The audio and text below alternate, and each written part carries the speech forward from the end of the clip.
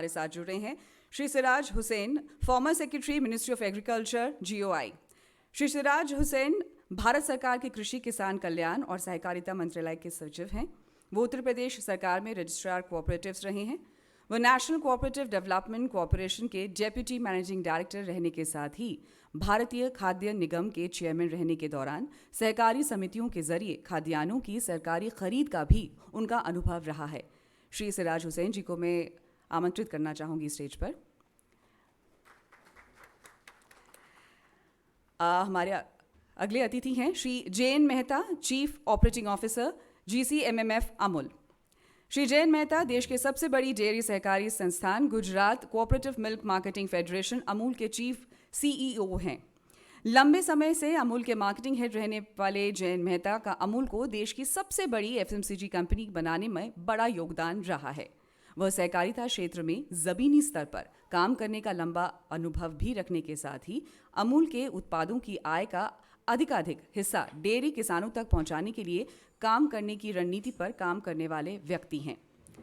मैं अनुरोध करना चाहूँगी जयन मेहता जी को स्टेज पर आने के लिए। बहुत बहुत शुक्रिया जयन जी।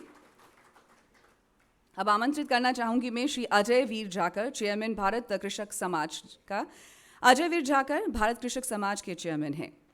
BKS देश के सबसे पुराने किसान संगठनों में से एक है। वहीं वो अभी भी एक किसान की तरह काम करने के साथ ही नीतिगत मसलों पर लोकल से ग्लोबल कनेक्ट रखने के साथ ही उन पर अपनी राय बेबाकी से रखते हैं। वो पंजाब राज्य किसान और मजदूर आयोग के अध्यक्ष भी रहे हैं। श्री अजय वीर झाकर जी। अब आमंत्रित करना चाहूंगी डॉक्टर उदय जोशी, नेशनल जनरल सेक्रेटरी सहकार भारती। डॉक्टर उदय जोशी सहकार भारती के नेशनल जनरल सेक्रेटरी हैं।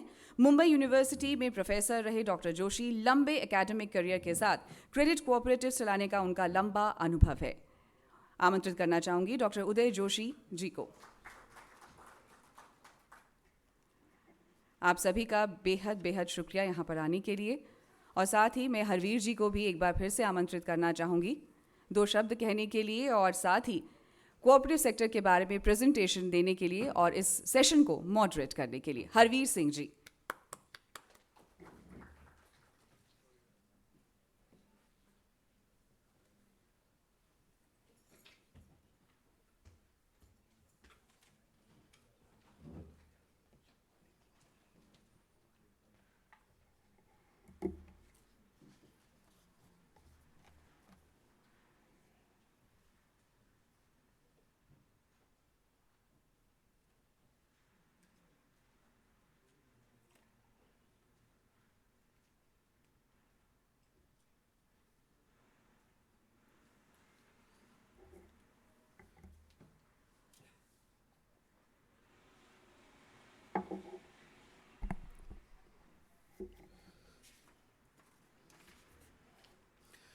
शुक्रिया सागरिका।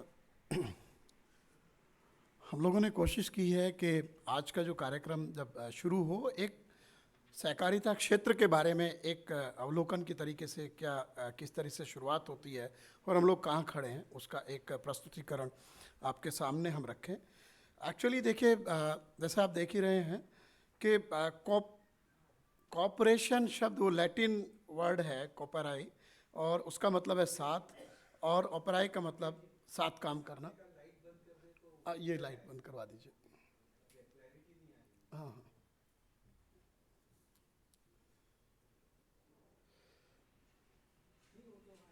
हाँ हाँ ठीक है। सो बेसिकली यही हुआ को और ओपेराई से के साथ मिलकर जब काम करें लोग मिलकर के, तो उसका मतलब कोऑपरेटिव हुआ, कोऑपरेशन हुआ, और उसमें तमाम सारे जो ग्रुप हों, उसमें सेल्फ हेल्प ग्रुप कहें या जो भी रास्ता हम लोग अपनाएं, उसके ज़रिए हम ये कहें। सो ये बेसिकली ये जो वर्ड है, ये आने के बाद इंग्लैंड में इसकी शुरुआत होती है 1844 में। एक कोऑपरेटिव आंदोलन की नींव रखी जाती है और उसमें यही था कि पूरा समुदाय बेहतर तरीके का आपस में संयोजन के जरिए अपने लिए बेहतर गुड क्वालिटी फूड और जो दूसरे रिसोर्सेज हैं उनको उपलब्ध हों। हम अगर जाएं, ये तो एक उस तरीके का ऑब्जर्वेशन बातें हैं जो हिस्ट्री की बात है। हमारे देश में भी 19वीं सेंचुरी में इसके आखिरी दशक में पहले अगर देखें तो किसान साहूकारों के पास जाते थे, और वो सबको पता है कि उसको काफ़ी सारा क्रिटिसिज्म भी होता रहा है कि किस तरीके से फार्मर्स का जो है एक्सप्लॉयटेशन होता था। सो बाद में धीरे धीरे मेरा मानना है कि ये जो ज़रूरत थी ये लोगों को कोऑपरेटिव की तरफ लेके गई। और पहले सबको पता है कि दक्कन जो मूवमेंट हुआ था बहुत बड़ा किसानों का साहूकारों के विरोध में, उसके बाद ये फोकस में आया कि किसानों की जो कर्ज की समस्या है उसको कैसे हल किया जाए। और तभी ये 1903 में कोऑपरेटिव सोसाइटी बनाने का एक सजेशन आता है, और पहला कोऑपरेटिव सोसाइटीज़ एक्ट उस वक्त जो कमेटी बनी थी सर एडवर्ड लॉ के अध्यक्षता में, ये पहला कोऑपरेटिव बनता है। फिर अगर हम ये थोड़ा सा एकेडमिक सा पॉइंट है जो मैं बातें कर रहा हूँ, ये जो कोऑपरेटिव क्रेडिट सोसाइटीज़ एक्ट अस्तित्व में आता है 25 मार्च 1904 को, उसके बाद इसमें धीरे धीरे बढ़ोतरी हुई और 1912 में फिर से एक संशोधन किया गया कोऑपरेटिव सोसाइटीज़ एक्ट को बदल, जिसमें कोऑपरेटिव सोसाइटीज़ के रजिस्ट्रेशन का प्रावधान किया गया। और इसमें क्रेडिट के अलावा जो नॉन क्रेडिट है वो सब भी उसमें धीरे धीरे आया, और उनको तमाम सारी सुविधाएं और छूट भी दी गई, वो स्टैम्प ड्यूटी की हो, इनकम टैक्स की हो। फिर बाद में 1919 में इसमें फिर सुधार कुछ हुए हैं जो आप देख रहे हैं। फिर 1929 में अगर मैं जाऊं तो cooperative union of India, national cooperative union of India, हमारे सामने फॉर्मर प्रेसिडेंट बैठे हैं डॉक्टर चंद्रपाल जी जो NCUI के अध्यक्ष रहे हैं। सो ये एक तरीके से संगठन जो कोऑपरेटिव्स का साथ में आता है। और फिर 1939 में रिजर्व बैंक ने कोऑपरेटिव को रीफाइनेंसिंग, ज़्यादातर देखिए रीफाइनेंसिंग का ही काम करते हैं, पहले फाइनेंस लेते हैं और फिर उसको रीफाइनेंस करते हैं, क्योंकि डिपॉजिट्स वगैरह का उस तरीके का उनके पास ऑप्शन नहीं होता। देन ये कोऑपरेटिव के विकास के लिए प्लानिंग समिति बनी 1945 में। अब हम पोस्ट इंडिपेंडेंस जैसे मैं बात कर रहा था उसमें अगर आए तो जो पंचवर्षीय योजनाओं का जो खाका था उसमें कोऑपरेटिव को काफ़ी सारा महत्व दिया गया, और उसके नतीजे भी हम लोग अभी चर्चा कर भी रहे थे, हमारे सामने आए। फिर उसके बाद 1958 में कोऑपरेटिव मार्केटिंग सोसाइटीज़ एक्ट का गठन होने के बाद नेशनल डेवलपमेंट काउंसिल के ऊपर बात, उसमें नेशनल डेवलपमेंट काउंसिल जो NDC होती है उसमें फिर कोऑपरेटिव पॉलिसी लाने का फैसला लिया गया। फिर अगर आप देखें तमाम सारे कोऑपरेटिव्स का, यहाँ तमाम सारे लोग बैठे हैं जो कोऑपरेटिव में जिन लोगों ने काम किया है, बहुत सारे अलग अलग राज्यों के एक्ट और कोऑपरेटिव्स के लिए अलग अलग एक्ट उस तरीके के थे। 1984 में multi state cooperative societies act आया जो कि 1942 का जो एक्ट था उसको उसने रिप्लेस किया। फिर इसमें जो लेटेस्ट वर्जन हमारे सामने है 2002 में मल्टी स्टेट कोऑपरेटिव एक्ट, जो ज़्यादा चर्चा में आया, जिसके ऊपर लोगों का अब ज़्यादा ध्यान गया है, तो वो 2002 में ये आता है। और इसमें कोऑपरेटिव्स को बहुत सारा ऑटोनॉमी दी गई, बहुत लिबरल किया गया, और जिससे कि जो सरकार का जो उनके ऊपर ये इस तरीके का कंट्रोल रहता है वो कम हो, तो ये एक फैक्टर रहा। फिर यहाँ पे एक नया संविधान संशोधन होता है 2011 में, 97वां जो अमेंडमेंट था, उसमें कोऑपरेटिव के कामकाज के लिए ये था आपका 9B ये जोड़ा गया। लेकिन इसके ऊपर बहुत सारी बहस हुई, बहुत सारी चर्चाएं हुई। और अगर आप देखें कि ये गुजरात की एक संस्था थी जो कि उसमें हाई कोर्ट और सुप्रीम कोर्ट गई, और फिर सुप्रीम कोर्ट का ऑर्डर जुलाई 21 में आया, और 97 जो संशोधन था उसके एक हिस्से को हटा दिया।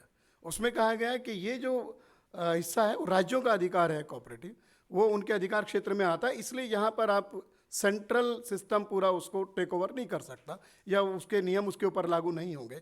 जो हमने आपके सामने जो रूरल वॉइस का एक संकलन रखा है, इसमें T नंद कुमार जी ने बहुत सूक्ष्म विस्तार से इस जजमेंट के ऊपर उन्होंने उसको एनालाइज किया है, ये हिंदी अंग्रेजी दोनों में है।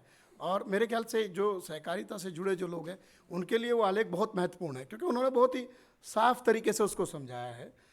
तो ये चलता भी है लगातार कि भाई राज्यों का अधिकार है या केंद्र का अधिकार है। और बीच में हम इसमें थोड़ा देखा है कि एक मॉडल कोऑपरेटिव एक्ट भी आया था, तो कुछ राज्यों का अपना एक्ट है, जैसे आंध्रा में एक समय 2 एक्ट काम करते थे, तो मॉडल कोऑपरेटिव एक्ट में था कि वो शायद ज़्यादा लिबरल है, उसमें ज़्यादा ऑटोनॉमी है, और बहुत आसानी से कोऑपरेटिव के जो बोर्ड हैं उनको आप सुपरसीड नहीं कर सकते। साथ में अभी भी चर्चाएं हैं कि जो इलेक्शन प्रोसेस हैं उसको और ट्रांसपेरेंट किया जाए और बेहतर किया जाए। ये सब गवर्नेंस के इश्यूज हैं जो है। लेकिन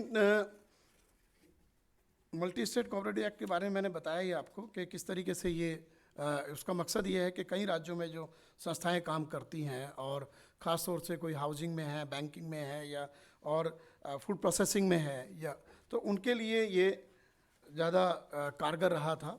साथ में जो कोऑपरेटिव सोसाइटी सरकार के अधीन थी उन्होंने इक्विटी भी वापस किया, ज़्यादा ऑटोनॉमी उनको मिली और पूरी तरीके से इंडिपेंडेंट ऑर्गेनाइजेशंस की तरह से उन्होंने काम किया। तो ये दूसरे कंज्यूमर कोऑपरेटिव्स हैं या बाकी दूसरे जो आपका हाउसिंग में काफ़ी काम किया है। फिर मैं थोड़ा सा आंकड़ों की तरफ जाना चाहूँगा कि इंटरनेशनल कोऑपरेटिव अलायंस 2021 का जो वर्ल्ड कोऑपरेटिव मॉनिटर रिपोर्ट है उसमें हमारे एक तो ये कि हमारे कोऑपरेटिव जो संस्थाएं हैं उनमें कई संस्थाएं वैश्विक स्तर पर बहुत आगे गई। उसमें अमूल है, इफ़को है, क्रिप्को है। सो अगर हम देखें कि प्रति व्यक्ति जीडीपी के स्तर में जब बात आती है तो इफ़को को शीर्ष स्थान दिया है इंटरनेशनल कोऑपरेटिव अलायंस की जो कोऑपरेटिव मॉनिटर रिपोर्ट थी उसमें क्रिप्को 17वें स्थान पे है। सो इसमें 300 में 13 भारतीय कोऑपरेटिव्स हैं। तो इसलिए ये जो लगता है लोगों के सिर्फ कॉरपोरेट क्षेत्र आगे बढ़ता है, बड़ी कंपनियां वहीं पे हैं, वही ज़्यादा टर्नओवर और प्रॉफिट्स कमाती हैं, ऐसा नहीं है। कोऑपरेटिव्स भी अच्छा काम कर रही हैं। और वैश्विक स्तर पर आप देखें तो दुनिया में ये शायद 91 के ग्लोबलाइजेशन में बताया गया कि जो सारा संजीवनी है वो सब कॉरपोरेट सेक्टर में है ना। अगर आप देखें कि जो ग्रुप क्रेडिट एग्रीकॉल है फ्रांस का, वो देखिए क्रेडिट के हिसाब से वहाँ टर्नओवर के हिसाब से टॉप पर है फ्रांस में, कोऑपरेटिव संस्था है। इसमें इफ़को 60वें स्थान पर है और जीसीए का टर्नओवर 114.55 अरब डॉलर है, जबकि इफ़को का 8.2 है। अमूल का 5.47 अरब डॉलर टर्नओवर है और ये 95वें स्थान पे है। क्रिप्को का भी 1.44 अरब डॉलर का टर्नओवर है, 253वें स्थान पे है। तो सवाल है कि जो कोऑपरेटिव में डेवलपमेंट्स हैं और जो ग्रोथ है वो ग्लोबल लेवल पर भी है। और हम ये जो ग्लोबल एक्सपीरियंस की अगले सत्र में बात करेंगे वहाँ पर जो अंतर्राष्ट्रीय अनुभव हमारे सामने आएंगे, क्योंकि वो भी हमें देखना ज़रूरी है। तो ऐसा नहीं है कि सिर्फ हमारे यहाँ, बाहर बहुत सारे जो तमाम सारे जो डेवलप्ड कंट्रीज हैं वहाँ पर कोऑपरेटिव सेक्टर की बहुत बड़ी भूमिका है। हमारे देश का अगर हम देखें 8.5 लाख कोऑपरेटिव सोसाइटी हैं, 29 करोड़ सदस्य हैं और इससे लगता है कि करीब करीब हमारी जो 20% आबादी है देश की वो कोऑपरेटिव से जुड़ी हुई है। कुल एसेट्स में 10.6% की क्रेडिट कोऑपरेटिव की हिस्सेदारी है। लेकिन आप फ्रांस जैसे विकसित राष्ट्र की तरफ जाएं, वहाँ पर ये 47% है। फिर हमारे यहाँ कोऑपरेटिव का जो क्रेडिट में एग्रीकल्चर में है हिस्सा वो काफ़ी कम हो गया। एक टाइम में 40% तक होता था, अभी जो लेटेस्ट है 19-20 में वो 11.3% रह गया है। अब यहाँ पर ये सारा एक मैंने कोशिश की कहाँ से हिस्टोरिकली ये यात्रा शुरू होती है, दुनिया में क्या स्थिति है, हम कहाँ पर हैं, हमारी संस्थाएं कैसे कर रही हैं। यहाँ से हम आ जाते हैं 2021 में, जब सरकार ने एक नए मंत्रालय का गठन किया, सहकारिता मंत्रालय का। इसका मतलब है कि इसके पहले सहकारिता मंत्रालय कृषि मंत्रालय का एक हिस्सा होता था। ये मंत्रालय का गठन करने का मकसद ये है कि सरकार को लगता है कि सहकारिता क्षेत्र की बड़ी भूमिका देश के विकास में होनी चाहिए और उसको ज़्यादा फोकस करके आगे बढ़ना है। तो ये अभी इसी में अगर आप देखें कि सरकार ने भी कई कार्यक्रम कराए, इसके ऊपर चर्चाएं हुई और बहुत सारी बातें उसमें निकल कर के आई कि कहाँ कहाँ सुधार करना चाहिए, ज़्यादा डेमोक्रेटिक बनाना चाहिए इनको। फिर इसके बाद जो मंत्र है ये सहकार से समृद्धि, हमने भी उसको लिया है, सहकार से समृद्धि मैनी पाथवे। ये मंत्रालय का एक स्लोगन की तरह से उसका एक मोट्टो जो है सरकार ने बनाया। और अब सवाल आ रहा है कि सरकार नई सहकारिता नीति बनाने के ऊपर काम कर रही है, उसी के बारे में चर्चाएं भी हुई। 13-14 अप्रैल को सरकार ने अंतर मंत्रालय और राज्यों के साथ चर्चाएं की, जो सहकारी संस्थान हैं उनके साथ भी चर्चाएं हुई भी हैं। तो इसमें मेरा मानना है कि एक बात निकल के आ रही है कि कॉपरेटिव्स को मजबूत करना है, बहुत सारी हर्डल्स हैं उनको दूर करना चाहिए, ऑटोनॉमी देना चाहिए। और कॉपरेटिव मतलब कोऑपरेशन, ऐसा नहीं है कि सिर्फ कॉपरेशन एक बड़ा शब्द है, उसकी तरह से सोचना चाहिए। और इसमें एग्रीकल्चर हो या हाउसिंग हो, इंडस्ट्री हो, आपका टूरिज्म हो, हेल्थ हो, क्रेडिट हो, फाइनेंसिंग हो, तमाम सारे इसके लिए विकल्प हैं कि कहाँ पर काम हो सकता है। हालांकि सरकार ने इधर एफपीओ बनाने की बात की है, उसका भी मकसद वहीं से आता है कि सामूहिक रूप से काम करके सब लोग मिलकर काम करें और ज़्यादा बेनिफिट अपने लिए करें और उसका फ़ायदा हो, बिचौलियों की कमी हो। लेकिन ये काम सहकारिता लंबे समय से कर रहा है और मुझे लगता है कि सहकारिता बेहतर विकल्प है। हम लोग आज का जो कार्यक्रम है उसमें इन्हीं सब मसलों के बारे में बात करेंगे। मैंने एक छोटा सा आउटलाइन देने की कोशिश की कि क्या विषय है, क्या इसके ऊपर होना चाहिए, किस तरह हमें सोचना है, और यहाँ से हम आज ये चर्चा शुरू करते हैं। बाकी जगह भी इसके ऊपर चर्चाएं हो रही हैं। हो सकता है कि जो जब नीति बनेगी, राष्ट्रीय नीति नई सहकारिता की, उसमें कुछ ऐसे विचार, कुछ ऐसे सुझाव हों जो यहाँ से भी निकले, वो उसका हिस्सा बने, और इस तरह की चर्चाएं और होनी चाहिए, देश भर में होनी चाहिए। ये छोटा सा प्रेजेंटेशन मैं आपके सामने दिया है और यहीं पर मैं इसको विराम देता हूँ। आप सब लोगों ने इस प्रेजेंटेशन को देखा, उसके लिए आपका बहुत बहुत धन्यवाद।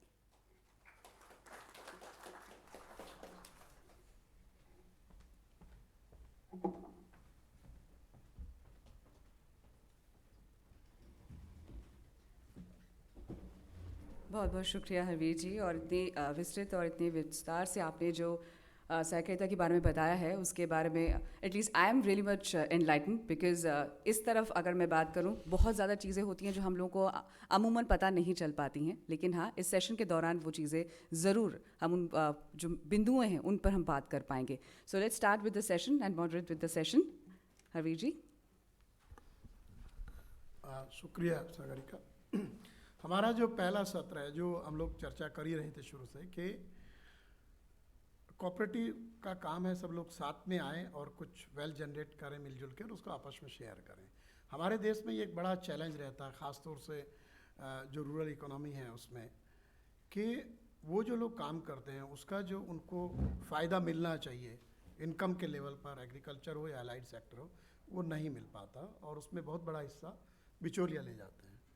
तो सवाल है कि ये कोऑपरेटिव का जो रास्ता है, जो हमारा आज का पहला विषय है, better income realisation through cooperatives, उसके ऊपर हम चर्चा करेंगे। और बहुत अच्छी बात है, हमारे साथ जो पैनल है वो बहुत ही महत्वपूर्ण पैनल है। सो मैं सबसे पहले सिराज हुसैन साहब से ही बात करूँगा कि वो इसके ऊपर शुरू करें, क्योंकि उनका लंबा अनुभव है और उनका प्रशासनिक अनुभव भी है, और कैसे इसको आगे बढ़ेंगे हम लोग इस चर्चा में। धन्यवाद हरवीर साहब। इससे पहले कि मैं जो मेंबर्स हैं उनकी इनकम के बारे में बात करूं, मैं सबसे पहले सहकारिता मंत्रालय को मुबारकबाद दूंगा कि उन्होंने ये अच्छी नीति बनाई कि इस मंत्रालय के क्या ऑब्जेक्टिव्स होंगे उसके बारे में पूरे देश में चर्चा की जाए। क्योंकि हमने देखा जो हमारे 3 कानून बने लॉकडाउन के दौरान, पहले ऑर्डिनेंस आए, उसके बाद वो एक्ट पास हुए, बहुत सारे लोग कहते हैं जल्दीबाजी में पास हुए। हमने देखा राज्यसभा में किस तरह से वो बहस पूरी नहीं हो सकी। तो जाहिर है कि इतने बड़े देश में जब पॉलिसीज़ बनती हैं, अगर वो अच्छे वाइडर कंसल्टेशन के बाद बनेंगी तो बेहतर नीतियां सामने आएंगी। और क्योंकि सहकारिता कृषि की तरह, जैसे कि कृषि मूल रूप से हम कह सकते हैं कि राज्यों का सब्जेक्ट है, उसी तरीके से सहकारिता भी मूल रूप से राज्यों का सब्जेक्ट है।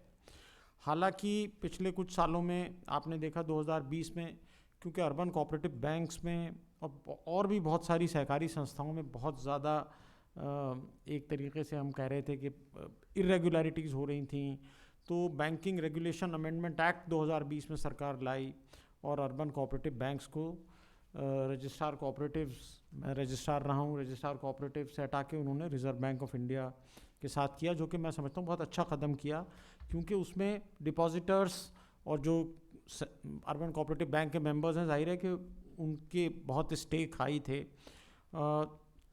तो वो एक शुरुआत हुई। उसके बाद सुप्रीम कोर्ट का ऑर्डर आया, जैसा कि अभी कहा गया union of India versus Rajendra Shah में सुप्रीम कोर्ट ने भी कहा कि ये स्टेट सब्जेक्ट है बेसिकली। अभी हमने जीएसटी के मामले में भी सुप्रीम कोर्ट का ऑर्डर देखा, तो यहाँ सहकारिता विभाग के भी ऑफिसर्स हैं और नहीं भी होंगे तो आपकी प्रोसीडिंग्स उनको बताई जाएंगी। मैं समझता हूँ कि जब इस मंत्रालय की नीतियाँ बने तो इस चीज़ को ज़रूर मद्देनज़र रखा जाए कि बेसिक जो ऑब्जेक्टिव है वो राज्य सरकारों के माध्यम से पूरा होगा।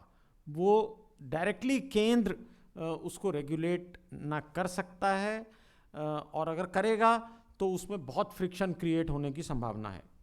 ये तो पहली बात है। दूसरी बात यह है कि जैसा कि हरवीर साहब ने बताया कि बहुत सारे क्षेत्रों में कोऑपरेटिव्स ने अपने मेंबर्स को, किसानों को, मिल्क प्रोड्यूसर्स को, यहाँ जैन भाई बैठे हैं, बहुत फ़ायदा पहुँचाया, इसमें कोई दो राय नहीं है।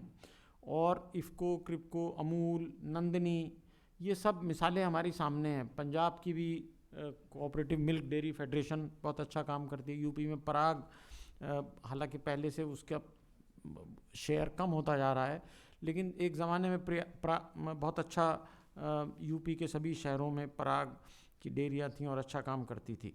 तो ये बात सही है कि पिछले 10, 15, 20 साल में कोऑपरेटिव्स का जो अचीवमेंट है, जो कोऑपरेटिव्स के ऊपर कॉन्फिडेंस था गवर्नमेंट का, वो कम हुआ है। मैं क्योंकि यूपी कैडर का हूँ, मैं ये कह सकता हूँ कि कम से कम एक सरकार में कोऑपरेटिव्स में किसी हद तक नो कॉन्फिडेंस था, और उस नो कॉन्फिडेंस होने की वजह से कम से कम मिल्क के क्षेत्र में मिल्क कोऑपरेटिव्स का शेयर कम होता चला गया और बाकी प्राइवेट सेक्टर का और औरों का शेयर बढ़ता चला गया।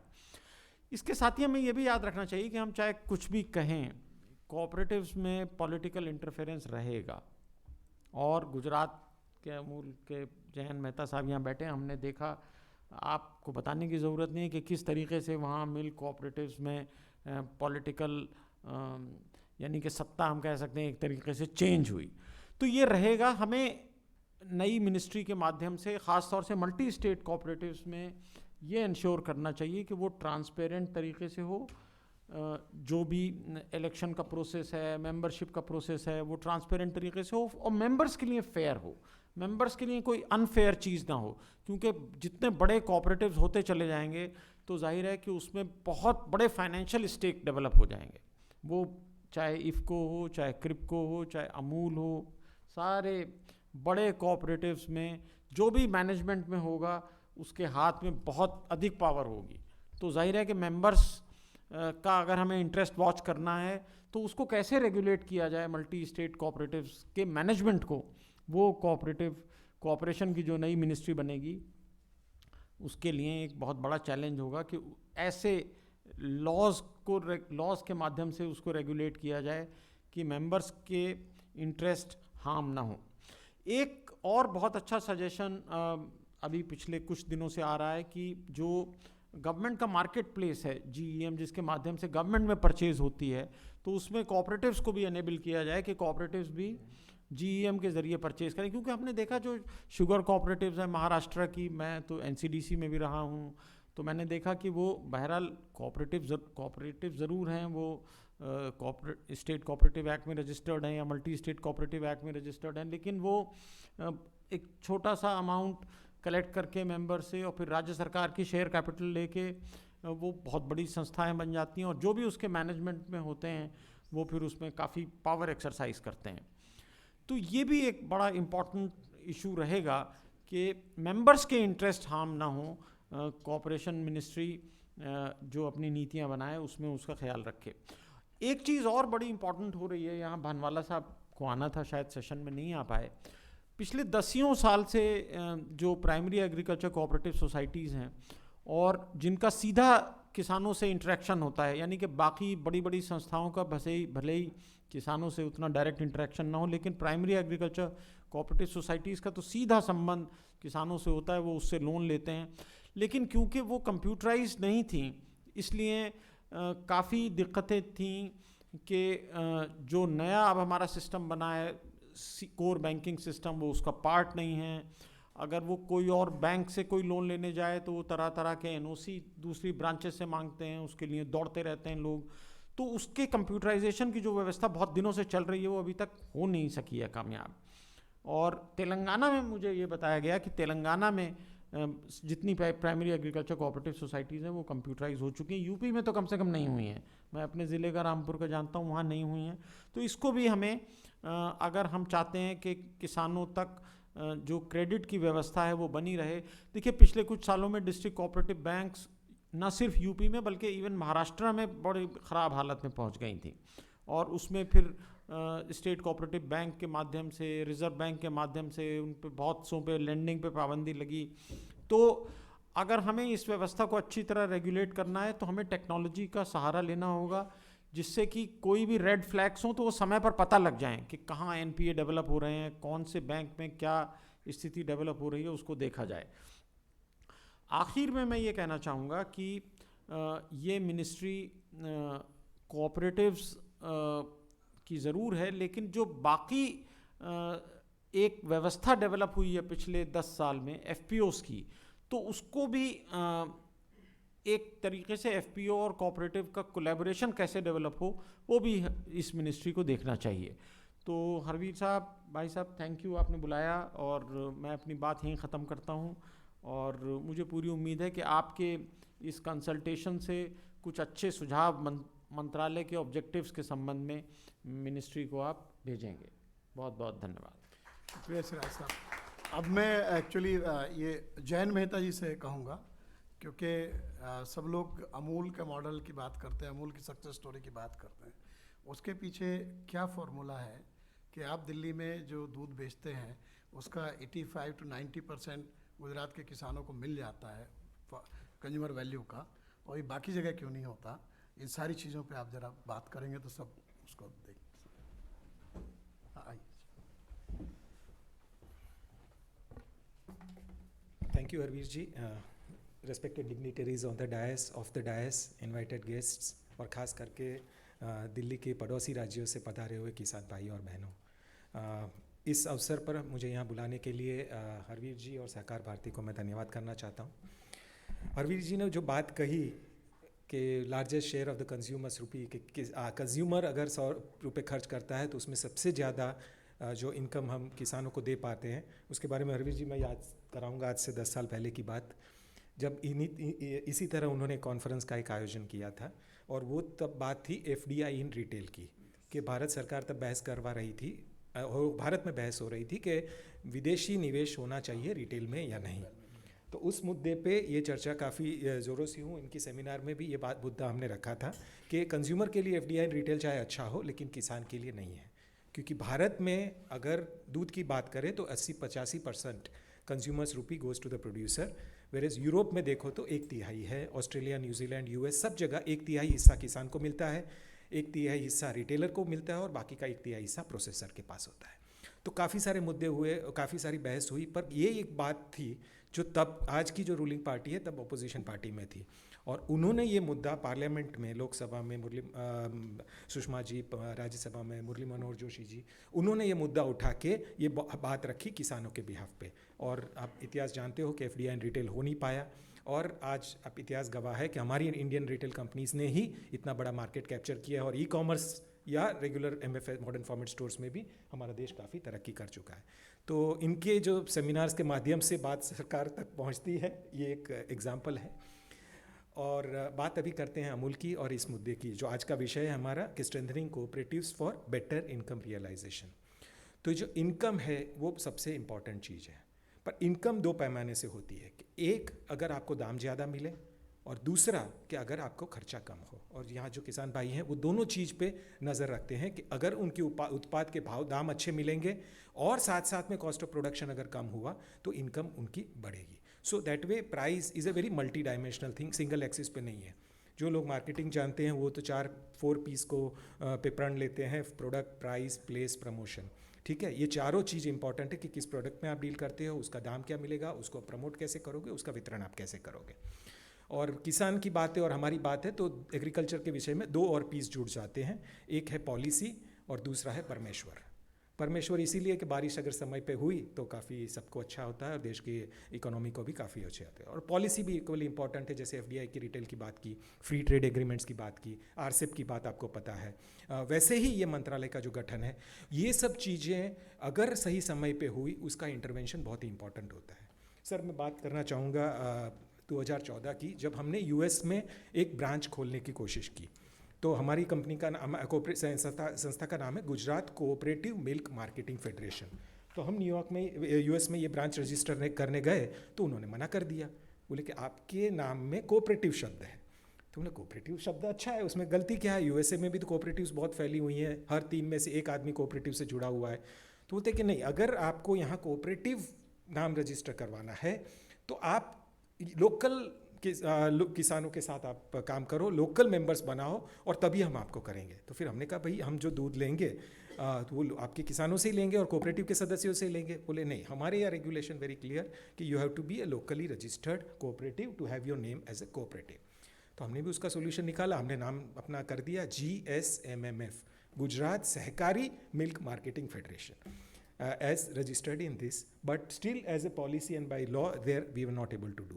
So बात आती है सेंटर और स्टेट की, तो कई जगह अगर इस तरह की हमारे यहाँ जो सहकारिता मंत्रालय बना है, वो भी देश के सभी कोऑपरेटिव्स का इस तरह से प्रोटेक्ट कर सकता है और ऐसी पॉलिसीज़ बना सकता है जो सभी के लिए अच्छा होगा। और ऑब्वियसली राज्यों और केंद्र के सपोर्ट से ये बात बहुत आगे फैलेगी। अब इनकम की बात करें और किसान की आय की बात करें तो कोऑपरेटिव्स के पॉजिटिव्स क्या हैं। आज अमूल 36 लाख किसानों से जुड़ा है, रोज का 260-70 लाख लीटर दूध, माने कि 10 बिलियन लीटर्स, देश का 5% मिल्क, वर्ल्ड का 1% मिल्क हम लोग हैंडल करते हैं। वर्ल्ड की 8th लार्जेस्ट डेयरी कंपनी के तौर पे हैं और सालाना ब्रांड का टर्नओवर करीबन 61,000 करोड़ रुपए है। पर इस ब्रांड का मालिक किसान है, तो कोई निजी कंपनी नहीं है, कोई सरकार नहीं है, पर 36 लाख किसान जो 18,600 गांव गुजरात में बसे हैं वो उसके मालिक हैं और डायरेक्टली जुड़े हुए हैं कंज्यूमर के साथ। सो पहले से ये मॉडल सक्सेसफुल इसीलिए है क्योंकि कंज्यूमर के साथ जुड़ा हुआ है, वैल्यू एडिशन करता है और जो मिडल मैन को बाजू में करके, मिडल मैन को दूर करके एक सीधा कंज्यूमर के साथ जुड़ने का ये प्रयास है। प्रोडक्शन, प्रोसेसिंग, मार्केटिंग, तीनों मालिक इस संस्था के 3 जो स्ट्रक्चर लेयर्स हैं, टायर्स हैं, उसके मालिक किसान हैं। और यही मॉडल जैसे सर ने बताया कि पूरे देश में रिप्लिकेट हुआ।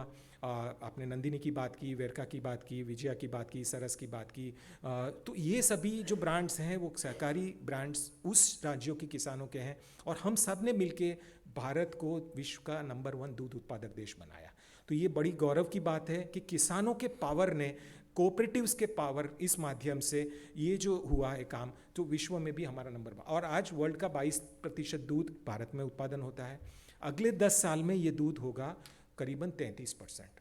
तो वर्ल्ड का 1/3 दूध इंडिया से प्रोड्यूस होगा और वही दूध आप पूरे देश विदेश में भी बेच पाएंगे। हालांकि हमारे देश का भी मार्केट बहुत बड़ा है। तो और जो अगले 10 साल में जो इंक्रीमेंटल दूध जो एक्स्ट्रा प्रोड्यूस होगा वो भी 2/3 दूध इंडिया में प्रोड्यूस होगा। तो वर्ल्ड डेयरी इंडस्ट्री में कोऑपरेटिव्स का, यहाँ के किसानों का क्या रोल होगा वो आगे जाके और इम्पॉर्टेंट होगा। और जैसे ही सब ब्रांड्स देश विदेश में जाएगी तो हमारी देश की कोऑपरेटिव स्ट्रेंथ से वो हम विश्व में उसका काम कर पाएंगे। तो हमने पॉजिटिव्स की भी बात की और खर्चा कम करने के लिए प्रोडक्टिविटी बढ़ानी पड़ती है। तो वो प्रोडक्टिविटी बढ़ाने के लिए भी कोऑपरेटिव्स जो सेवाएं देती हैं किसानों को, जैसे आप में से कई लोग कोऑपरेटिव से जुड़े होंगे, तो वेटरनरी सर्विस 24 घंटे अवेलेबल होती है हर गांव में, डॉक्टर 30 मिनट में आपके घर पे आ जाता है, कैटल फीड की सुविधाएं मिलती है, कॉमन सॉफ्टवेयर से होता है तो ऐप बेस्ड पेमेंट होता है, बिल्कुल ट्रांसपेरेंट वे में क्वालिटी का और प्राइसिंग का वैल्यू वो होता है। प्रोडक्टिविटी बढ़ाने के लिए आर्टिफिशियल इंसेमिनेशन की बात हुई, सेक्स सॉर्टेड सीमेन की बात हुई, एम्ब्रियो ट्रांसफ़र की बात हुई। तो लेटेस्ट टेक्नोलॉजी की हर चीज़ किसान को अपने घर पे पहुंचती है। और ये याद रखना ज़रूरी है कि हमारे किसान के पास 200, 300, 400 गाय नहीं है, हमारे किसान के पास 2, 4, 3, 5 गाय हैं।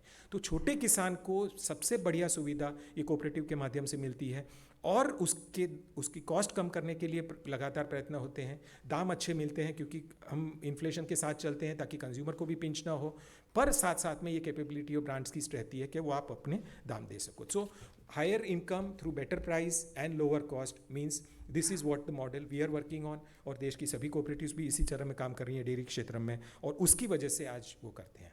अब आखिर में एक बात करूँगा कि आजकल कंज्यूमर्स के पॉइंट ऑफ व्यू से देखें तो कंज्यूमर्स कैसे लोगों के साथ, किस कंपनियों के साथ जुड़ना चाहते हैं। तो सबसे पहले वो सोचते हैं कि कंपनी के पास एक पर्पस होना चाहिए, कंपनीज़ के पास इंक्लूसिवनेस होना चाहिए, कंपनीज़ कम्युनिटी के लिए काम करनी होनी चाहिए, कंपनीज़ सस्टेनेबिलिटी के लिए काम करनी चाहिए।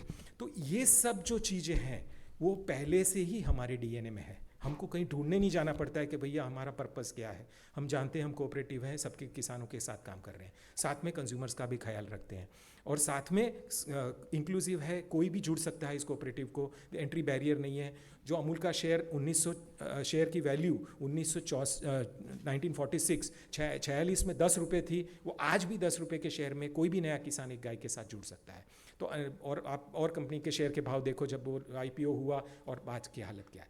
तो किसान इतना इंक्लूसिव है, वो चाहता है कि सभी इस ब्रांड का पावर मिले, सभी को कोऑपरेटिव का फ़ायदा मिले और साथ में मिलके जो देश के लिए काम करना है, कृषि के लिए काम करना है।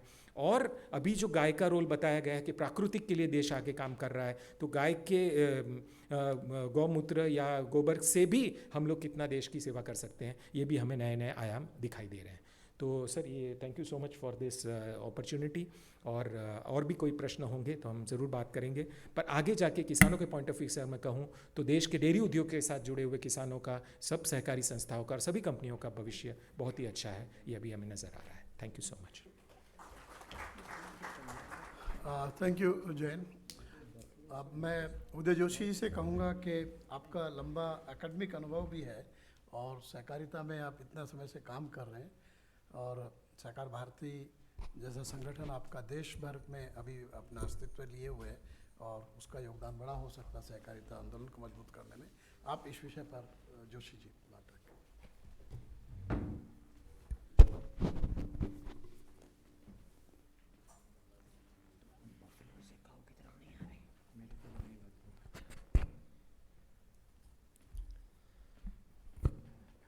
मंच पर विराजमान सभी महानुभाव तथा मंच के सम्मुख भी बहुत सारे महानुभाव यहाँ पर उपस्थित है, जिनके सामने मेरी बात रखने का सौभाग्य आज इस कार्यक्रम के माध्यम से मुझे प्राप्त हो रहा है। इसके लिए मैं आभार व्यक्त करता हूँ। प्रारंभ में ही कोऑपरेटिव के विषय पर प्रस्तावना रखते हुए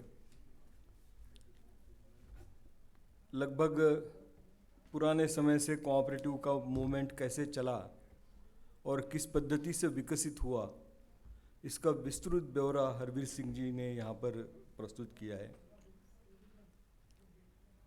उसमें एक बात मैं और जोड़ना चाहूँगा कि कोऑपरेटिव के बारे में विवाद और कोऑपरेटिव की छवि मलिन इस प्रकार की स्थिति, ये भी एक पुराने समय से चली आ रही है।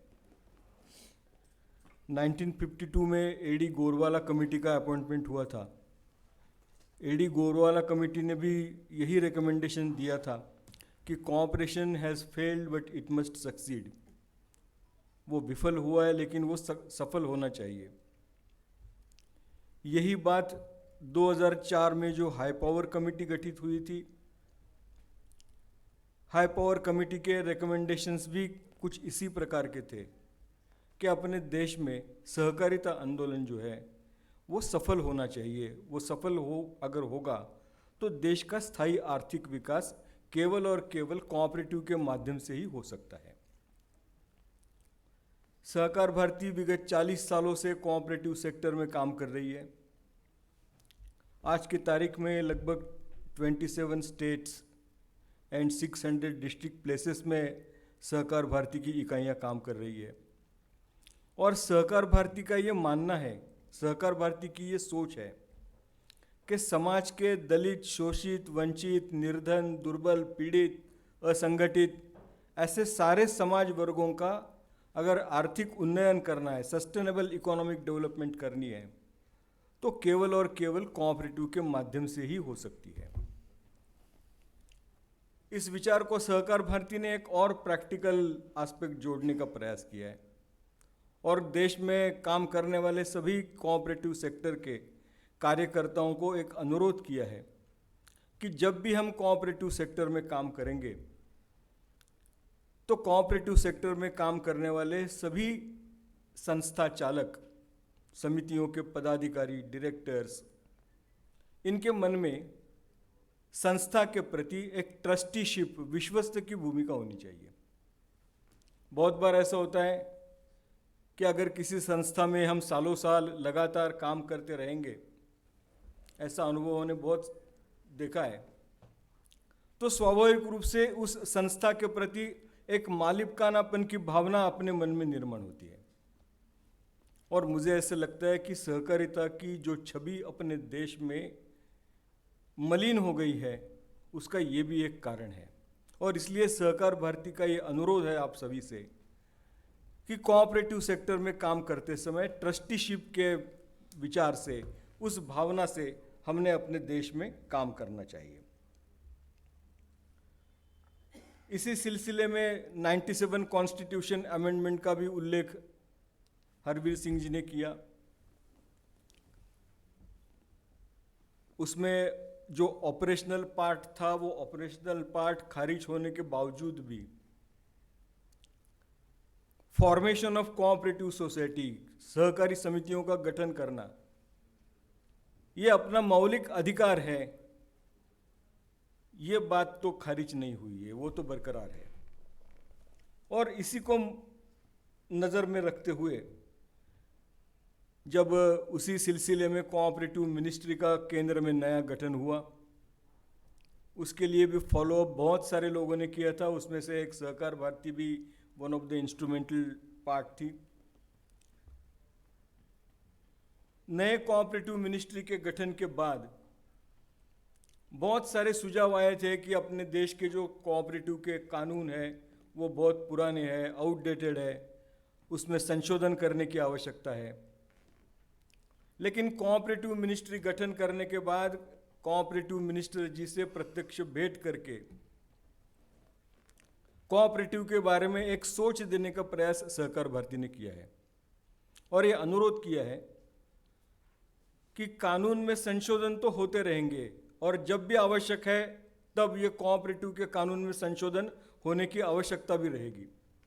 लेकिन उसके पहले अगर हम लोगों ने कोऑपरेटिव की राष्ट्रीय नीति, नेशनल पॉलिसी का कुछ काम किया उसके ऊपर, तो अमेंडमेंट्स की रिक्वायरमेंट कम रहेगी और जो भी अमेंडमेंट्स होंगे वो स्थायी स्वरूप के होंगे और कोऑपरेटिव नीति पर आधारित संशोधन होने की आवश्यकता है। अन्यथा ये सारे अमेंडमेंट्स ऑर्नामेंटल हो जाएंगे, वो बार बार करने की नौबत भी आ जाएगी। अपने देश में सबसे बड़ा हिस्सा एग्रीकल्चरल कोऑपरेटिव सोसाइटी जो है, पैक्स है, इनका है। आज भी अपने देश में 95,000 से अधिक पैक्स कार्यरत है। उसमें से एक 10-15 हज़ार समितियाँ ठीक से काम नहीं करती होंगी, डिफंग भी हुई होंगी, लेकिन बाय एंड लार्ज ये सारी कोऑपरेटिव सोसाइटीज़, पैक्स खास करके, अपने देश में बहुत सुचारू रूप से चल रही है। स्वाभाविक रूप से अगर कोऑपरेटिव के माध्यम से अपने देश में समृद्धि की स्थिति आनी चाहिए या अपने देश की अर्थव्यवस्था को 5 ट्रिलियन इकोनॉमी का एक स्केल देने की जब बात होती है, तो मैं ये मानता हूँ कि सबसे अहम बात उसमें ये है कि अपने देश में काम करने वाले जो पैक्स है, ये पैक्स को मजबूत करने की आवश्यकता रहेगी। कोऑपरेटिव का जो प्रिंसिपल है 1 पर्सन 1 वोट, उसमें कतई चेंज करने की बात कोई है नहीं, कभी भी उसके बारे में बहस नहीं हुई है। लेकिन उसके कारण से कोऑपरेटिव सेक्टर को जितना पूंजी निवेश होना चाहिए उतना पूंजी निवेश दुर्भाग्य से नहीं होता है और इसके लिए हमें कुछ विचार करके एक अल्टरनेटिव मॉडल कोऑपरेटिव सेक्टर में पूंजी निवेश बढ़ाने के लिए देने की आवश्यकता है। जैसे कि बॉन्ड्स हो सकते हैं, डिबेंचर्स हो सकते हैं या प्रेफरेंस शेयर्स हो सकते हैं। इस प्रकार का प्रावधान अभी अर्बन कोऑपरेटिव बैंकों के लिए भी आया है। हमने ये भी सजेस्ट किया है कि अगर पॉसिबल हो तो इसके लिए एक स्टॉक एक्सचेंज में कोऑपरेटिव सेक्टर के लिए अलग प्लेटफॉर्म भी हम बना सकते हैं। इसके बारे में भी कुछ डिस्कशन हम लोगों ने स्टॉक एक्सचेंज के पदाधिकारियों के साथ किया है और उन्होंने ये कहा है कि ये बिल्कुल संभव है, लेकिन इसके प्रति सरकार ने निर्णय करने की आवश्यकता है। ये जो पैक्स है ये तो अपने देश में काम कर ही रहे हैं, लेकिन ये पैक्स में डिपॉजिट मोबिलाइज करने की एक बहुत बड़ी क्षमता है, क्योंकि आज भी अनटैप्ड रिसोर्सेस अपने देश में बहुत सारे हैं। ये पैक्स को केवल डीसीसीबी को एपेक्स, एपेक्स को नाबार्ड, इस प्रकार का क्रेडिट लिंकेज केवल आवश्यक नहीं है। तो इन पैक्स को अगर डिपॉजिट मोबिलाइज करने के लिए थोड़ा और सक्षम बनाने का प्रयास अपने देश में हुआ तो मैं ये मानता हूँ कि ये सारे पैक्स बहुत सुचारू रूप से चलेंगे। और इसके लिए एक अलग, जिस प्रकार का डिपॉजिट इंश्योरेंस का कवरेज बैंक के डिपॉजिटर्स को है, उसी पद्धति से पैक्स है, फिशरीज है या डेयरी सेक्टर्स है, इन्होंने डेयरी सोसाइटीज़ है, इन लोगों ने, क्रेडिट सोसाइटीज़ भी इसमें है, इन सारी संस्थाओं ने जो डिपॉजिट मोबिलाइजेशन का काम अपने देश में बहुत अच्छा किया है, उसको एक लीगल प्रोटेक्शन मिल जाएगा। और इसके लिए मैं ये चाहता हूँ, सहकार भारती ने भी ये आग्रहपूर्वक निवेदन किया है, अनुरोध किया है कि ऐसे सारे सोसाइटीज़ को एक अलग डिपॉजिट इंश्योरेंस एजेंसी के माध्यम से कम टू बिगिन विथ 50,000 तक का एक डिपॉजिट इंश्योरेंस का कवरेज मिलना चाहिए। उसी पद्धति से हमारे प्रधानमंत्री जी ने डिजिटलाइजेशन की बात कही है, कैशलेस ट्रांजैक्शंस की बात कही है। डेयरीज, फिशरीज, ये क्रेडिट सोसाइटीज़, पैक्स, इनको बहुत विस्तृत रूप में कैश हैंडलिंग करने की आवश्यकता पड़ती है। और इसके लिए सहकार भारती ने भी ये सजेस्ट किया है, मैं इंडिविजुअल लेवल से भी ये सजेस्ट करना चाहूँगा कि ये सारे सोसाइटीज़ को अपने देश में जो नेशनल पेमेंट सिस्टम है, उस नेशनल पेमेंट सिस्टम की मेंबरशिप मिलनी चाहिए। नेशनल पेमेंट सिस्टम जिनके रिकमेंडेशन के आधार पर अपने देश में उसका अमल हुआ है, उनके साथ भी हमारा डिस्कशन इस विषय में हुआ है और उन्होंने भी ये कहा है कि इस प्रकार से नेशनल पेमेंट सिस्टम में इनडेफिनेट नंबर सम्मिलित करने की एक नैसर्गिक व्यवस्था उस सिस्टम में जरूर है। तो हमारा ये अनुरोध रहेगा कि ये सारे पैक्स को, डेयरीज को, फिशरीज को, क्रेडिट कोऑपरेटिव सोसाइटीज़ को नेशनल पेमेंट सिस्टम में मेंबरशिप मिलनी चाहिए, ताकि ये कैशलेस ट्रांजैक्शन, डिजिटलाइजेशन, ये जो विषय सरकार ने हाथ में लिया है, वो निश्चित रूप से इस कारण सॉल्व हो सकता है। पैक्स के एक अल्टरनेटिव मॉडल के रूप में ये एफपीओ का मामला सामने आया है। एफपीओ गठन करने के लिए कोऑपरेटिव्स के माध्यम से भी उसका गठन हो सकता है। ऐसा पॉलिसी डिसीजन करने के बावजूद भी कोऑपरेटिव सेक्टर में ये एफपीओ का रजिस्ट्रेशन ज़्यादा प्रमाण में नहीं हुआ है, प्राइवेट प्लेयर्स उसमें ज़्यादा आ गए हैं। ये पैक्स जो है एक प्रकार से एफपीओ का एक काम अपने देश में ग्रामीण क्षेत्र में कर सकते हैं। तो ये जो एफपीओज है, ये एफपीओज को भी एक नया मॉडल प्रोसेसिंग का अगर उनमें जोड़ दिया जाए, उनके बायलॉज में ये जोड़ दिया जाए, तो ये इतनी बड़ी संख्या में अपने देश में जो पैक्स काम कर रही है वो एफपीओ के पद्धति से भी काम कर सकती है, एफपीओ का रोल अदा कर सकती है। ये करने की मैं मानता हूँ कि आवश्यकता है। कोऑपरेटिव सेक्टर की छवि के बारे में बहुत सारे लोग विपरीत टिप्पणियां भी करते हैं, यहाँ तक कि आम पब्लिक में भी इस प्रकार का नजरिया है, मैंने बहुत बार अनुभव भी किया है। लेकिन इसमें सुधार करने के लिए केवल कानूनी प्रोविजन, लीगल प्रोविजंस, इसकी आवश्यकता नहीं है। हमारा यह मानना है कि कोऑपरेटिव सेक्टर को ईज ऑफ डूइंग की आवश्यकता है। ऐसे बहुत सारे निर्णय हैं जो करते समय कोऑपरेटिव सेक्टर को बार बार रजिस्ट्रार के पास जाना पड़ता है, रजिस्ट्रार के पास से आसानी से परमिशंस मिलते नहीं है, समय पे मिलते नहीं है। मैं महाराष्ट्र से हूँ, इसलिए महाराष्ट्र का उदाहरण देना चाहूँगा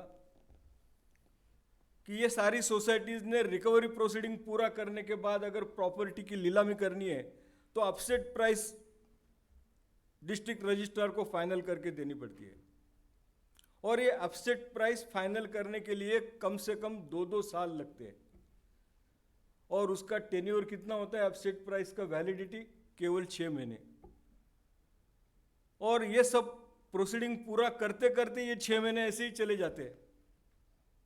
सहकार भारती का मानना है कि अगर देश में अपना रेडी रेकनर है तो रेडी रेकनर के हिसाब से अपसेट प्राइस क्यों नहीं सेट किया जाता है? उसके लिए रजिस्ट्रार के इंटरवेंशन की क्या आवश्यकता है? और हम ये चाहते हैं इसके कारण से कि कोऑपरेटिव सेक्टर को ईज ऑफ डूइंग बिजनेस की फैसिलिटी होनी चाहिए। उसी पद्धति से इलेक्शन प्रोसेस जो है वो इलेक्शन प्रोसेस ट्रांसपेरेंट होना चाहिए। मेरी तो ये मांग है कि केवल इलेक्शन अथॉरिटी गठित करने से ये काम नहीं चलेगा। अगर हो सकता है इसके बारे में विस्तृत चर्चा करने की, डिबेट करने की भी शायद आवश्यकता पड़ जाएगी। अपने देश में वो चुनाव आयोग है, इस चुनाव आयोग को सारे ये कोऑपरेटिव के इलेक्शंस भी देने चाहिए, ये मेरा पर्सनल ओपिनियन है। क्योंकि इलेक्शन कमीशन द्वारा जो इलेक्शन कंडक्ट किए जाते हैं उसमें विवाद बहुत कम है और जो ट्रेंड्स है वो सेट हुए हैं। इसके लिए अगर इस प्रकार की कुछ व्यवस्था हो सकती है तो इसके बारे में विचार होना चाहिए। कोऑपरेटिव का आउटरीच बढ़ाने के लिए भी एक स्पेशल एफर्ट्स की आवश्यकता है। मैं कोऑपरेटिव मिनिस्ट्री का बहुत आभार व्यक्त करना चाहता हूं कि इस वर्ष के बजट में उन्होंने कोऑपरेटिव आउटरीच के लिए, उसके प्रोग्राम्स के लिए एक अलग बजटरी प्रोविज़न करके रखी है।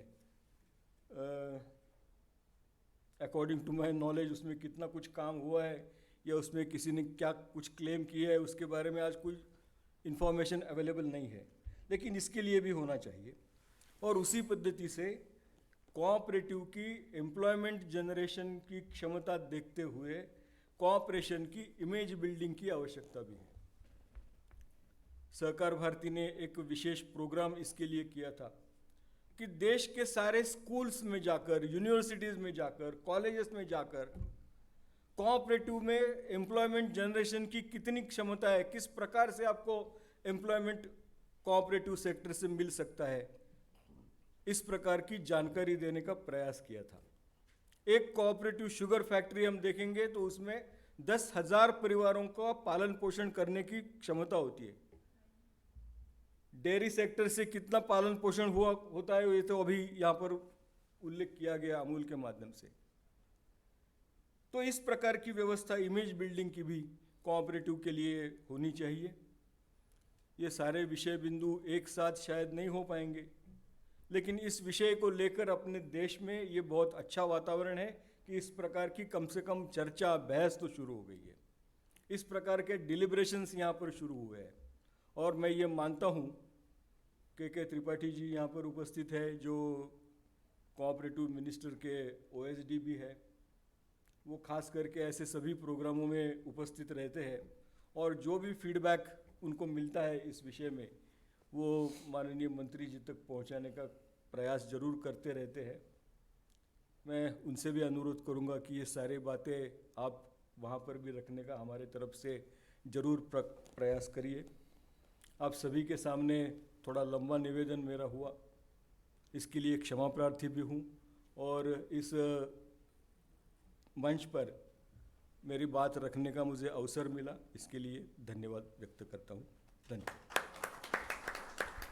बहुत बहुत शुक्रिया जोशी जी, आपने सहकारिता को लेकर के उसके फ़ायदे और उसे डेमोक्रेटिक प्रोसेस और जो चर्चा है उस तमाम सारे पहलुओं पर बात की। मैं अब अजय जाखड़ जी से रिक्वेस्ट करूंगा कि आप इस जो विषय है, क्योंकि अब बात आती है कि जो फार्मर्स हैं, जो बेनिफिशियरी एक बड़ा स्टेक होल्डर है, उनका प्रतिनिधित्व भी आप करते हैं, तो आप किस तरह देखते हैं इस पूरे विषय को, उस पर बात की। करबीर सिंह जी बहुत बहुत धन्यवाद, आपने ये मौका दिया यहाँ पे आने के लिए और जो टॉपिक था strengthening cooperative for better income realisation, मेरे हिसाब से बहुत अच्छा मुद्दा है। और एक और चीज़ का धन्यवाद है कि इस प्रोग्राम में होते हुए चंद्रपाल जी के सामने अपने विचार रखने का सौभाग्य मिला, इससे भी बहुत बढ़िया लग रहा है, इसी बहाने मिलना हुआ। मैं चंद्रपाल जी एक रिपोर्ट लेके आया हूँ 1965 की, ये तब की छपी हुई है, मिर्दा कमेटी ऑन कोऑपरेटिव 1965 की रिपोर्ट है। ये मेरे नाना जी ने 1965 में लिखी थी। तो बहुत सारे मुद्दे जो अपने अभी बात कर रहे हैं इस रिपोर्ट में तब भी लिखे हुए थे। वो कहते हैं ना, हम होंगे कामयाब, एक दिन हम होंगे कामयाब, वो स्कूल में सिखाते थे, वो अभी तक चल रहा है। ये मेरे से पैदा होने से पहले की सिराज हुसैन जी की किताब है। तो सब ने मेरे से पहले विचार रखे। मैं नहीं समझता कि मेरे कोई किसी से असहमति है उस चीज़ पे, परंतु ये देखना साथ में मैं खेती नहीं करता, किसान संस्था से नहीं जुड़ा हुआ, मैं कोऑपरेटिव सोसाइटी से, मेरा परिवार और मैं खुद जुड़ा हुआ हूँ। चंद्रपाल जी जानते हैं मैं एक कोऑपरेटिव सोसाइटी के 2-3 कोऑपरेटिव सोसाइटी का मेंबर भी हूँ, मार्केटिंग सोसाइटी भी है, पैक्स भी है। तो मैं एक मेंबर के हिसाब से आज बोलना चाहता हूँ और मैं एक पॉलिसी मेकर के हिसाब से नहीं बोलना चाहता हूँ। और अच्छी बात है कि मंत्रालय से भी यहाँ पे आए हुए हैं सुनने के लिए। तो मेरा मंत्रालय के से आए हुए हैं ओएसडी साहब, आपसे भी ये उम्मीद है कि जो कह रहे हैं फार्मर की तरफ से वो भी आप बात मंत्री जी के सामने रखेंगे। पहली बात समझनी पड़ेगी कि कोई भी कोऑपरेटिव बिना सरकार की मदद के कामयाब नहीं हो सकता, चाहे वो अमूल हो, चाहे वो मार्कफेड हो, चाहे मिल्कफेड हो। आज के दिन अपने अमूल की सक्सेस स्टोरी की बात करते हैं। मैं समझता हूँ गुजरात सरकार के एब्सोल्यूट क्या कहते हैं ना, सपोर्ट के बिना अमूल भी नहीं बन सकता था। केवल किसानों से कोऑपरेटिव नहीं बनता है, सरकार की मदद इतना बड़ा कोऑपरेटिव बनाने के लिए बहुत ज़रूरी है। और इस पे अगर कोई सवाल होएगा तो मैं उसको एक्सप्लेन करने को तैयार हूँ, पर उस पर अभी समय नहीं लगाऊंगा। उसी हिसाब से मार्कफेड हो गया, मिल्कफेड हो गया, हैफेड हो गया, कोई भी संस्था है बिना सरकार की मदद के कामयाब नहीं हो सकता। और क्योंकि सरकार की मदद है तो सरकार का इंटरफेरेंस भी रहेगा। ये सर्कमस्टेंसेस हैं और इसको अपन को मानना पड़ेगा। सरकार का इंटरफेरेंस मतलब पॉलिटिकल इंटरफेरेंस रहेगा। कोऑपरेटिव एक इंश्योरेंस सर्विस प्रोवाइडर की तरह भी काम करते हैं। जब कोई फर्टिलाइज़र की कीमत बढ़ जाती है तो कोऑपरेटिव उसको कई दिनों तक सस्ता देते रहती है, एक बफर मिल जाता है सरकार को। और मैं मिल्कफेड का भी एक उदाहरण देता हूँ क्योंकि मैं पंजाब में मैंने काम किया है। तो मैं तो नहीं सप्लाई करता मिल्कफेड को दूध, क्योंकि मैं दूध वाला काम नहीं करते, हम तो खेती करते हैं। परंतु हमने देखा कि जब दूध की कीमत गिर जाती है तो प्राइवेट सेक्टर मार्केट से बाहर हो जाता है और जो फार्मर है वो मिल्कफेड को अपना दूध सप्लाई करते रहता है और मिल्कफेड को उसके लिए घाटा सहन करना पड़ता है। जब दूध की कीमत बढ़ जाती है तो प्राइवेट सेक्टर नेस्ले जैसे आते हैं और वो दूध खरीद लेते हैं। तो इन द सेंस कि Milkfed is force to work as an insurance provider और उसको सरकार से गुजरात में जैसे मदद मिलती है वो मदद नहीं मिलती है। तो कोऑपरेटिव का मेरा मतलब कि ऐसे बहुत सारे मुद्दे हैं जो मैं रखना चाह रहा हूँ। NCUI की मैं बात करना चाह रहा हूँ। मेरे हिसाब से जो NCUI का मैंडेट था ट्रेनिंग और एजुकेशन का, जो उसका पोटेंशियल था वो NCUI हो सकता है बहुत सारों को ये बात बुरी लगे, but as a farmer, as someone who is with the cooperative, मैं समझता हूँ वो मैंडेट बिल्कुल पूरा नहीं कर पाई। इसीलिए कोऑपरेटिव सोसाइटीज सक्सेसफुल नहीं है इंडिया में। मैं ये भी मानता हूँ कि अगर एक सर्वे किया जाए पूरे हिंदुस्तान के कोऑपरेटिव का, 99.99% कोऑपरेटिव सोसाइटीज़ बोलेंगे कि हम हमारे प्रॉफिट का कोई हिस्सा NCUI को नहीं देना चाहते। कोई सहमत हो कि नहीं हो, कोई बुरा माने तो मैं क्षमा मांगता हूँ, पर क्योंकि हम बैठे हैं आपस में, जो बात है मेरी कोऑपरेटिव सोसाइटी और मैं ये समझता हूँ, और ये हमने अरुण जेटली जी के सामने भी ये विचार हमने इस किसान संस्था एक बजट डिस्कशन में रखे थे।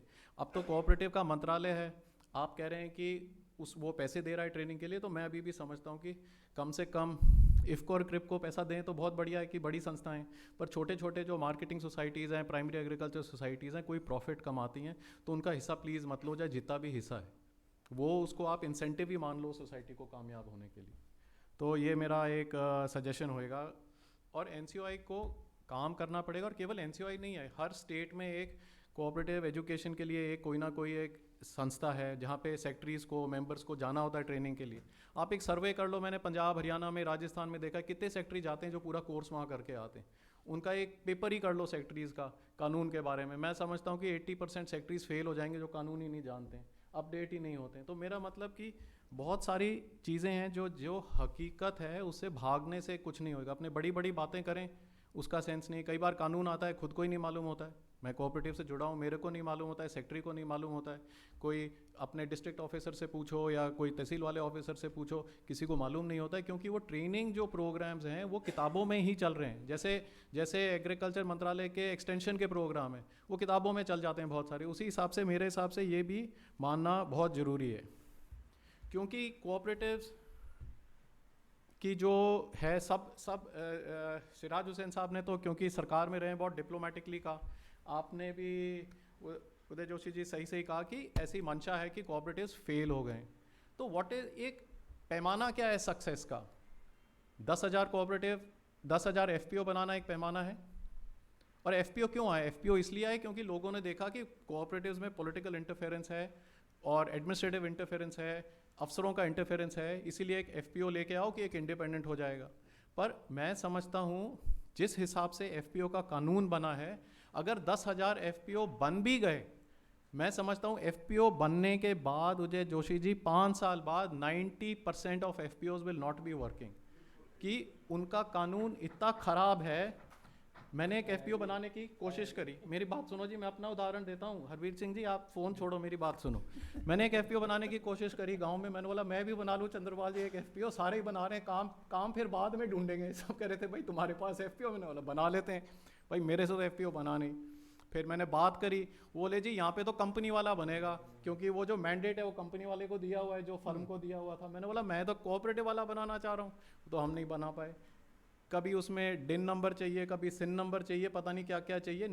3 साल तक के लिए फाइनेंशियल असिस्टेंस ये कंसल्टेंसी फर्म्स ले जा रही हैं। 3 साल बाद ना तो कोई डिन नंबर को अप्लाई करेगा, ना कोई रिटर्न फाइल करेगा। और सिराज हुसैन साहब ये भी मैं आपको कह रहा हूँ, उन पे केस और होएगा डिन नंबर नहीं फाइल करने का, रिटर्न नहीं फाइल करने का, सरकार उन पे केस और करेगी।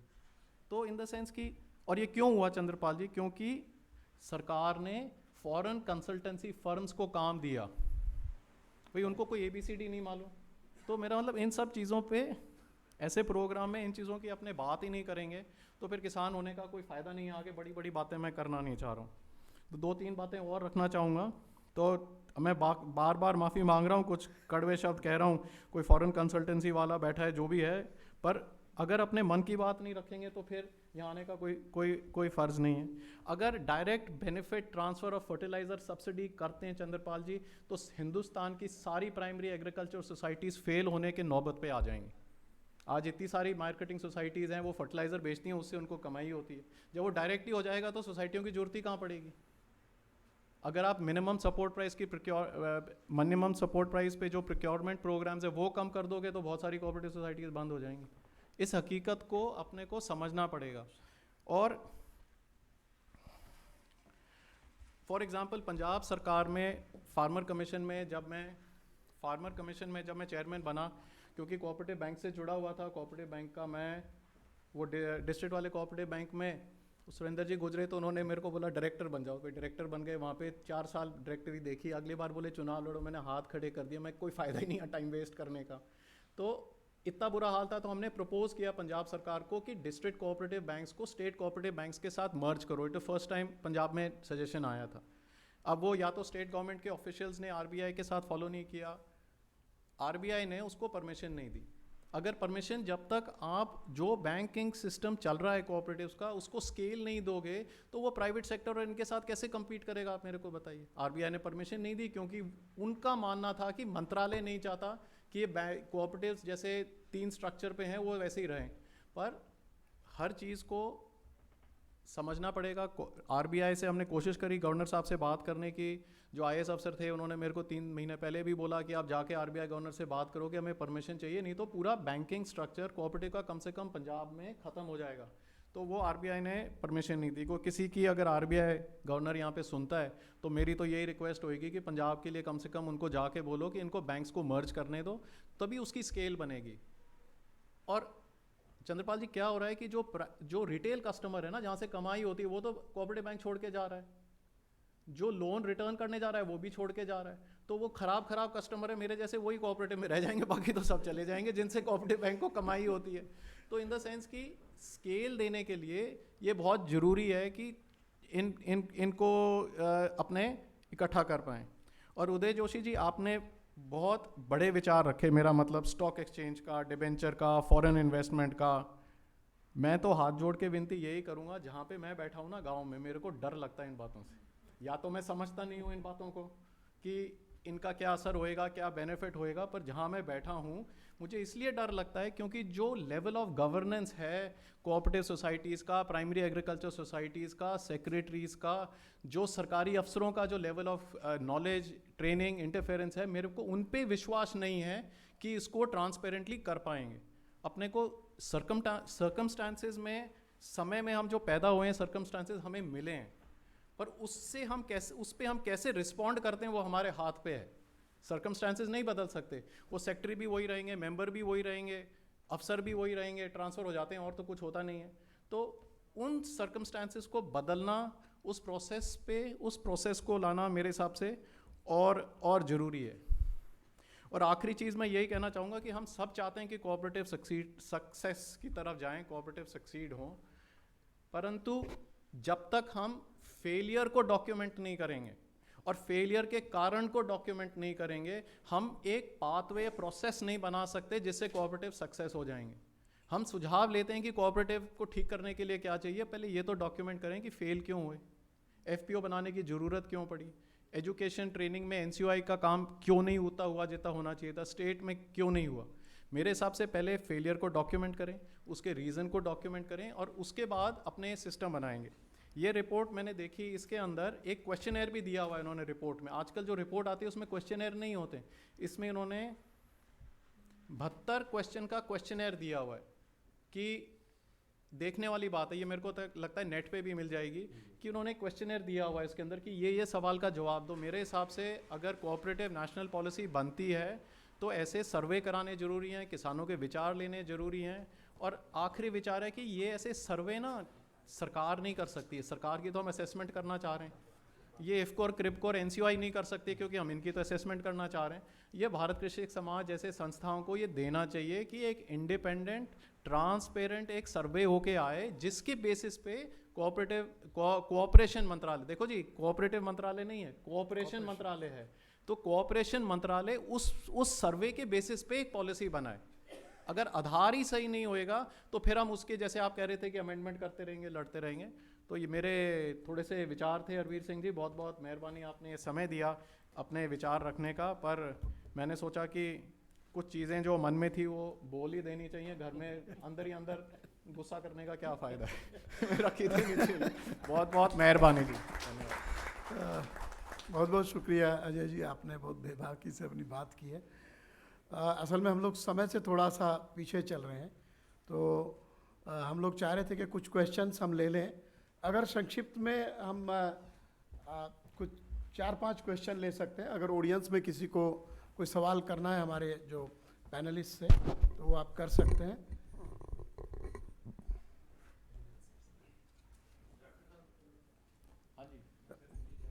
माइक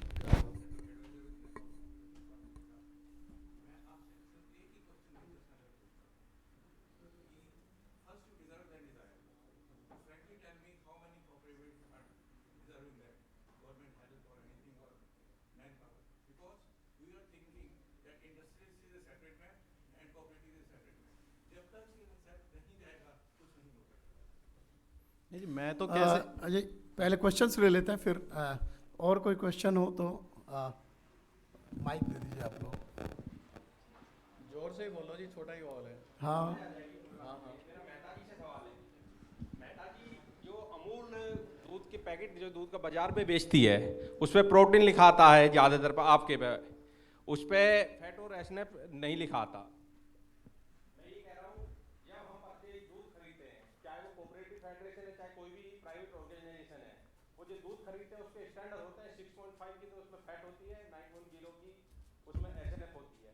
जब वही कंपनी बाजार में उस दूध को बेचती है तो चेंज क्यों हो जाता है उनका मानक? वो 6.0 जो फुल क्रीम होगा वो 6.0 होगा और 9.0 क्यों चेंज हो जाता है? ये आप गुजरात के अलावा जो बाहर दूध खरीदते हैं, जैसे मेरे यहाँ वेस्टर्न यूनियन खरीदते हैं, आप लेते लीटर में, माना मैंने प्रोक्योरमेंट सेंटर चलाया तो मैं किसान से लीटर में लूँगा और जो मैं कंपनी में जो आपके सेंटर पे दूंगा तो आप मुझसे किलो में लेंगे, वो 3 लीटर दूध बेचता है, आप कहते हो कि आपका कमीशन है। ये कोई तरीका नहीं है।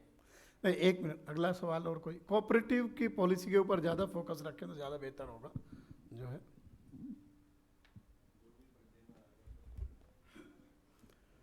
ठीक, और कोई है सवाल?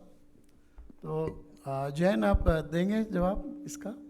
पॉलिसी का तो है ही नहीं। हाँ, इट्स नॉट। हर एक पैक पे फैट एसएनएफ जो मानक है फूड सेफ्टी के, और वो लिखे होते हैं। Oat milk, full cream milk तो 6%, 9%, ओट मिल्क का 3%, 8.5%, डबल टोन का 1.5%, 9%, स्टैंडर्डाइज्ड दूध का, वो सब लिखा होता है।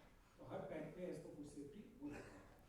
और रही बात आपने जो बात की परचेज की और उसकी, तो कई चीज़ें होती है जो ऑटोमेटिक होती है, कई चीज़ें होती है जो उस पर होती है, तो उसका मैं अलग से आपसे चर्चा करूँगा। पर यही चीज़ जो हम गुजरात से खरीदते हैं, गुजरात के बाहर से सभी जो खरीदते हैं, सेम प्रोसेस और सेम पैटर्न पे खरीदते हैं। इसमें ऐसा नहीं है कि किसी के साथ अन्याय हो रहा है। और फिर भी मैं इस बात तो अच्छा अजय जी, आप चावला जी के सवाल का तो जवाब। चावला जी, मैं कुछ और भी लिख के लाया था, पर मैंने रिकॉर्ड के टाइम मुझे बहुत पसंद आ रही। पर एक बात जरूर है कि देश में यही नहीं पता कि कोऑपरेटिव सोसाइटी कितनी हैं और नॉन फंक्शनिंग कितनी हैं। तो हमने पंजाब में, चंद्रपाल जी, ये भी कोशिश करी कि जिस सोसाइटी का बिजनेस ही नहीं है 3 साल तक, उसको आप मेरा मतलब है कि एग्जिट पॉलिसी तो पता नहीं कोई लेगा नहीं लेगा जी, उसको आप गवर्न ही मत करो जिसका 3 साल का बिजनेस नहीं है, उसको इलेक्शन प्रोसेस से निकाल दो। क्योंकि हर स्टेट में अफसर इतने थोड़े हैं कि उनके पास इतनी सोसाइटियाँ, हज़ारों सोसाइटियाँ जिनको उन्होंने ऑडिट करना है, वो होते ही नहीं ऑडिट। तो इन द सेंस कि 2 नॉन ऑपरेटिंग सोसाइटीज़ हैं, उनको आप सिंपली बोलोगे आप इलेक्शन प्रोसेस से बाहर हो, और साथ में बोलो हम आपको ऑडिट भी नहीं करेंगे, जब उसका रोल ही नहीं है। वो लेबर सोसाइटीज़ हैं, वो म्यूनिसपैलिटीज़ में कॉन्ट्रैक्ट लेने के लिए अपने आप को रजिस्टर करा लेती हैं। और साथ में मेरे हिसाब से कंपलसरी बना देना चाहिए कि हर सोसाइटी में जो मेंबर ने या जो सोसाइटी ने 3 साल तक, इलेक्शन जैसे 5 साल बाद होते हैं, 3 साल तक अगर बिजनेस नहीं किया तो ऑटोमेटिकली आप इलेक्शन प्रोसेस से बाहर हो, आप पार्टिसिपेट ही नहीं कर सकते हो। अब दूध बेचते नहीं है सोसाइटी को, और जब टाइम आ जाता है दूध के लिए तो वोट डालने को तैयार हो जाते हैं। वो जो वो दूध वाला बैठा होता है वो 1 लीटर दूध बेच देता है उसका किताबों में, और उसको पूरा कर लेता है। मतलब ये गवर्नेंस के इशू हैं, और जब तक अपने सिस्टम को, अफसरों को नहीं ठीक करेंगे, जब तक कोऑपरेटिव सोसाइटी ठीक नहीं चल सकती। थोड़ा बहुत तो डंडा मार के सोसाइटी को चलाना ही पड़ेगा, हर चीज़ किसान के भरोसे नहीं छोड़ सकते। दोनों चीज़ें, मतलब पलड़े में दोनों चीज़ चाहिए। पर जो आपका सवाल था बेसिकली है कि किसी को नहीं मालूम कितनी सोसाइटियाँ चल रही हैं, किसी को नहीं मालूम नहीं चल रही हैं, तो ऐसा कोई कानून ला के मेरे हिसाब से 20, 30, 40% सोसाइटियाँ ऐसे निकल जाएंगी, तो उसी स्टाफ से गवर्नेंस इंप्रूव हो सकता है। Thank you. तो शुक्रिया अजय जी, और ये पूरा पैनल ने बहुत सारे आपके सामने बातें रखी। सिराज हुसैन साहब, जैन मेहता जी, उदय जोशी जी, अजय जी, आप लोगों ने इस पूरे मुद्दे को सबके बीच में रखा और कुछ इंटरेक्शन भी हुआ। आप सबका बहुत बहुत शुक्रिया। हम लोग अगले सत्र के लिए अब चलेंगे। आपका बहुत बहुत धन्यवाद।